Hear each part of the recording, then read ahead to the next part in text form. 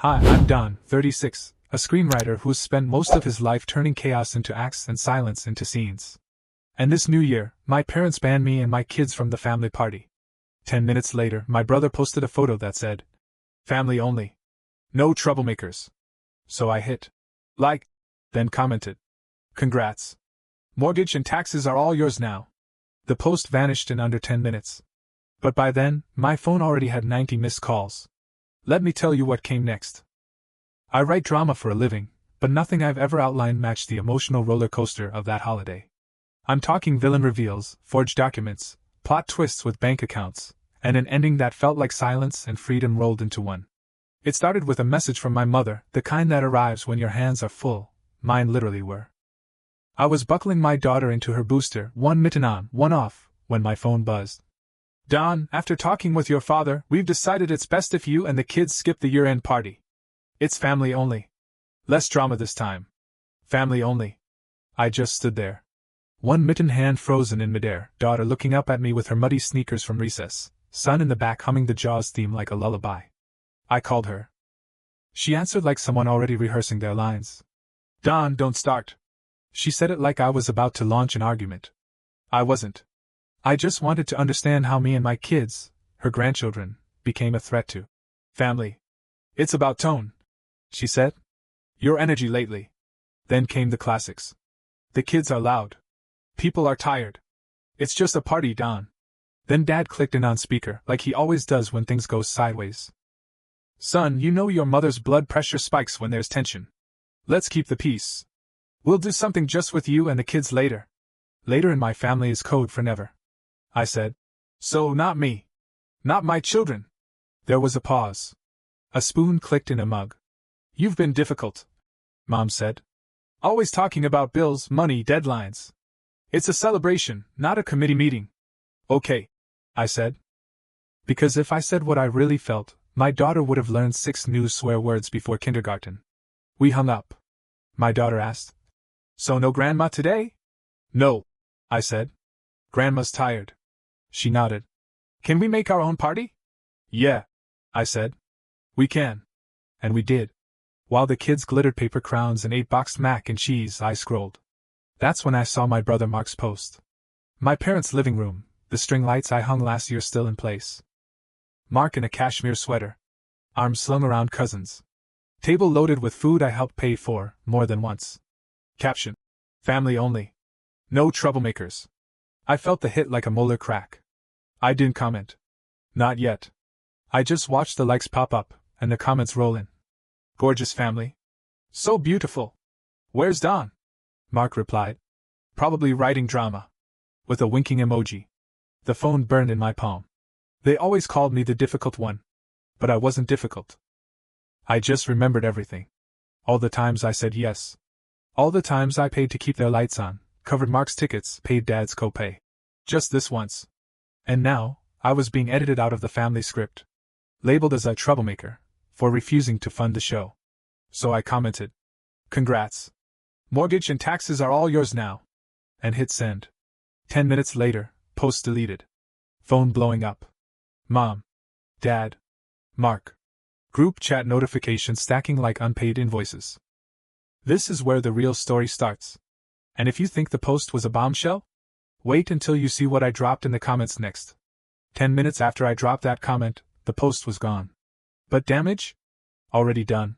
I poured myself a lukewarm coffee, sat on the floor between 2 glitter-covered children, and watched my phone lose its damn mind. Missed calls.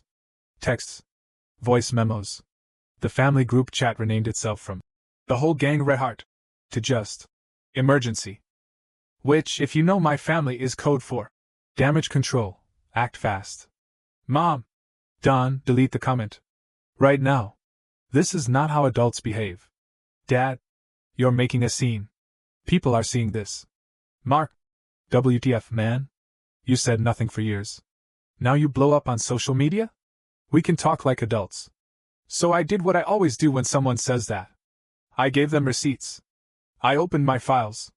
Not metaphorically, actual files. Folder labeled Family Floats. Subfolder. Mark. Another. House. Screenshots. Bank transfers. Every dollar I'd paid, Just this once.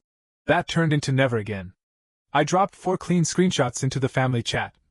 The $3,800 I paid to keep the water running. The $2,400 venue deposit I covered for Mark's engagement party. The property tax notice and transfer I paid without a thank you. A Venmo history titled, Heater, Crown, Q2 Shortfall, Dental Copay HOA. Then I wrote, cleared. All of it. I won't be sending any more. Group chat went dead for 30 seconds. Then Mark hit me back. Dude. You're broadcasting this? This isn't the place. It literally is. I replied. Mom texted me directly. Why are you humiliating us? You humiliated me first. I typed back. You banned me and my kids. You called it family only. She went silent. Then Mark made his move. Classic defense strategy. Deny, confuse, deflect. What forged signature? What trust? Wrong button to press. I sent them a PDF. Scanned. Labeled. Trust document, with my name typed in and a signature I never gave. The loop on the D was wrong. My actual signature has a tall loop. This one had a tight hook. Lazy forgery. Rookie mistake. I texted. Next time you want to use my name, try not to copy it from an old bank form. Then I added. Happy New Year. Boundaries start now. 10 minutes later the call stopped.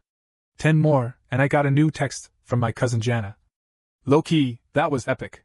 Also, I had no idea you covered all that. That's wild.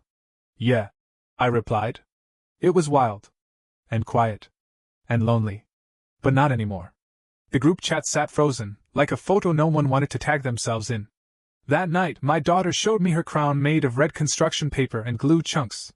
She said, Ours is better than Grandma's party, right? I smiled. Way better. Ours has glitter. Because it did. And more importantly, it had the one thing theirs didn't. Truth. Climaxes in movies come with music and slow motion. In real life? They come with spreadsheets. The next morning, I woke up to an Excel file from my father. Subject line. Let's be practical. It had 4 tabs. One was literally labeled, Expectations 2026. I opened it in stunned silence. He had listed projected contributions from me, monthly, next to line items like Netflix, lawn service, miscellaneous emotional support. I kid you not. HOA dues. Birthday party budget. Each marked down to handle. The total was more than my rent.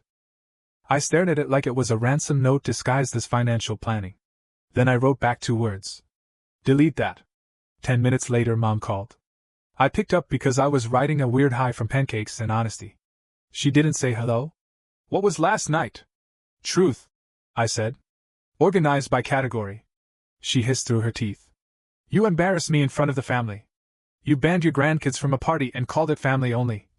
I said. What did you think I'd do? Applaud? We didn't mean it like that. We just needed peace. No, I said. You needed control. There's a difference. Then she tried the soft strategy. You're our son. We're just older. We didn't plan well. Things got away from us. You planned well enough to put my name on a trust document without asking.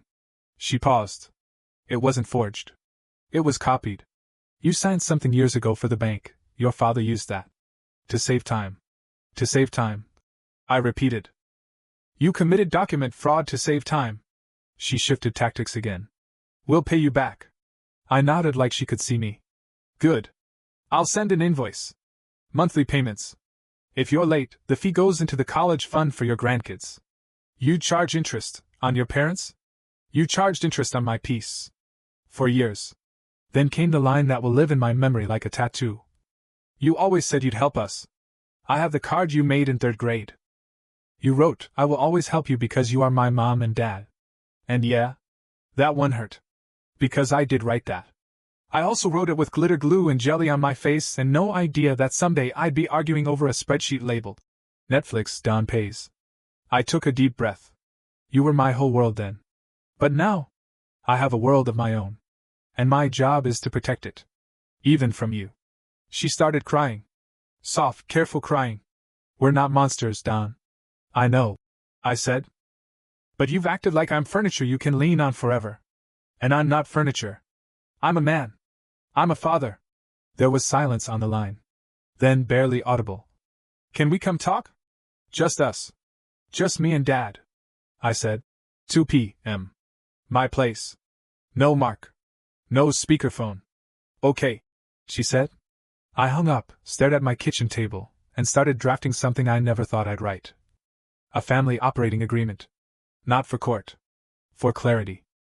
Because if we were gonna keep calling this family, then it was time we started treating it like a story where every character gets to speak. At 2:05 p.m., my parents stood at my apartment door like two tax auditors dressed in discount gilt. Dad wore his "I'm disappointed" sweater, the beige one he brings out when he's about to say something awful in a reasonable tone. Mom clutched a manila folder like it was a holy text. They stepped inside like the walls were judging them. Mom's first line? Where are the kids? At their mom's, I said. On purpose. We sat. I handed them 2 pages. The first? A ledger. 3 years' worth of expenses. Totals circled. Footnotes included. Every "we'll settle later" had a date and a number. The second? A family operating agreement. 2 pages. Bullet points. Titled in bold. Rules for interacting with Don, effective immediately. I am not responsible for your mortgage, utilities, property taxes, or HOA fees. Emergencies must be communicated in writing before the due date. If I choose to help, we will agree on repayment terms. In writing. My name will not appear on any document I haven't seen. My children will not be excluded from family events. Ever. Mom read the title. Rolled her eyes. You're joking. You wrote terms for your own parents? No, I said. I wrote boundaries. Because without them, I become a bank and a scapegoat. And I'm neither. Dad tried diplomacy. We never meant to burden you. You meant to keep me convenient, I said. And invisible. I saw his jaw work. He looked down at the ledger. Some of these numbers are exaggerated. They're not, I said. But if you'd like, I can show you the statements. We can print them out together. He waved that off fast. Then Mom did something unexpected. She pulled a tattered card out of her folder. Glitter still faintly visible on the edges. It was the one I made her in 3rd grade. You promise, she said. I will always help you, because you're my mom and dad. I looked at that crooked handwriting. I remembered the scissors I used to cut the edges. The cheap glue. The way I thought being helpful made me lovable. And I smiled. Kind of. I was 8, I said. I also promised to become a pirate. For a moment, her mouth twitched. Then she laughed. Just a little. But it was real. Okay, she said. How do we do this now? Like adults, I said. You tell me what you need. I'll tell you what I can give. No more assumptions. No more copying my signature. Dad sighed. And the trust document? Redo it, I said. With a real lawyer. Not your friend's nephew. And not a single part of it includes my name unless I'm in the room. He grumbled. But he nodded. Mom tucked the card away slowly. You really mean this? I do, I said. Because if I don't, the next generation learns that love is currency, and boundaries are punishments. They didn't apologize. But they agreed. And that, for my family, is a miracle on par with splitting the sea. Mark didn't text. Mark stormed. He called 6 times back-to-back like he was trying to beat a high score in most missed calls per minute. I didn't answer. Then came the essay-length text. You're insane. You embarrassed the whole family. This isn't how we do things. Let's meet. Now. Then another. Come to the parking lot behind Dad's gym. I'm not playing games. I replied. Mark read the group chat. Read it twice. 10 seconds later. Fine. I'll pay. When I get my promotion. You know I will. I typed. Start with $200. This Friday. Every Friday. No skips. If you miss, the plan resets. 0. Again. He fired back. You're unbelievable. I replied. Thanks. Then I muted the thread. Here's the thing about Mark. He doesn't ask. He assumes. He's the kind of guy who believes the family operates like a tiered subscription plan. And he has the premium Don package. Until now. That night I took the kids to the park. Glitter still clung to the cup holders in the stroller like emotional residue. My daughter wore a new paper crown. My son carried a stick like it was a lightsaber. I watched them run and yell and laugh like they hadn't been labeled troublemakers days earlier. At one point, my daughter climbed the jungle gym, looked down, and yelled, "Boundaries!" Other parents stared. I didn't care. At home, after baths and books, I opened my laptop and wrote, not a revenge scene, not a courtroom speech, just a clean little script about a dad who stopped choosing peace that cost him and started choosing peace that heals. It wasn't flashy. It was clear. And it was the first thing I'd written in a long time that felt like it could live on the fridge next to macaroni art. Then I checked the family group chat. New name family, lowercase. Changed by Mom. Dad had posted a single photo of the party I didn't attend. He wrote, "Next year, everyone." 1 minute later. "Yes, Don. Everyone." I didn't reply. I just sat in the dark, hand resting on the glitter-stained crown on the coffee table. It was quiet. And this time, the silence didn't feel like punishment. It felt like the scene had ended. The week after the post, something eerie happened. Not rage. Not reconciliation. Stillness. And not the kind that hums with tension like a waiting room before a verdict. This was the kind of stillness that comes after a storm. When the walls haven't fallen, but you can see where they used to leak. For the first time in years, I wasn't flinching every time my phone buzzed. Friday came. Mark sent $200, exactly as agreed. No memo. No snark. Just a clean transfer. I stared at it for a full minute before I smiled. Not out of victory, out of shock. The next Friday? Another $200. Still memoless. Still obedient. It was the slowest miracle I'd ever witnessed. He wasn't changing. He was complying. That was enough for now. On Sunday, while flipping pancakes into vaguely star-shaped splats, my daughter asked, "Does Grandma still love me?" I stopped mid-flip. The pan sizzled, the batter hissed. I looked at her tiny, crayon-streaked fingers wrapped around a syrup bottle. "Yes," I said. "Always. Even when grown-ups make bad choices, they still love you. They just forget how to show it." "Okay." She nodded and pointed at her plate. "I want mine to look like the moon." That night, I received a text from Mom. It didn't say sorry. It said, "If we came over, just us, would that be okay?" I replied. Tuesday. 2 p.m. No speakerphone. No Mark. She responded with a single word. "Okay." At 2:04 p.m. they knocked. No folder. No apology basket. Just cookies. Burned at the edges. My favorite. We sat. I didn't offer them coffee. I wanted them to feel the full weight of this visit. The kids babbled about recess and paper crowns. My dad nodded slowly, genuinely. My mom smiled, tight at first, then less so. When the room quieted, I handed them 2 papers. The ledger. Every dollar I'd covered. And the operating agreement, printed with calm font and bullet points. They didn't argue. Dad looked at the ledger. His eyes stopped at one of the bigger numbers. $3,212. Property tax relief, 2023. He winced. I didn't know it added up like that. I didn't say. You didn't ask. He already knew. Mom folded the papers and placed them on her lap like they were a fragile truth she wasn't sure she deserved to hold. "We didn't want to lose you," she said. "It just always felt easier to rely on you." "Love isn't ease," I said. "It's effort. It's honesty. It's not slapping a troublemaker label on someone who finally says enough." Dad leaned forward, hands on his knees. "You're right," he said. "We got used to seeing you as the one who could handle it. That wasn't fair. There. That was it. Not flowers. Not tears. Just truth." I stood, walked to the fridge, and pointed to the family rules. Still taped there, glitter smudges from the kids' hands nearby. "These stay," I said. "You want a relationship? You follow the rules. That includes how you talk to me. And how you treat my kids." Mom blinked fast. "We can do that." Dad nodded. He didn't try to argue. He didn't even sigh.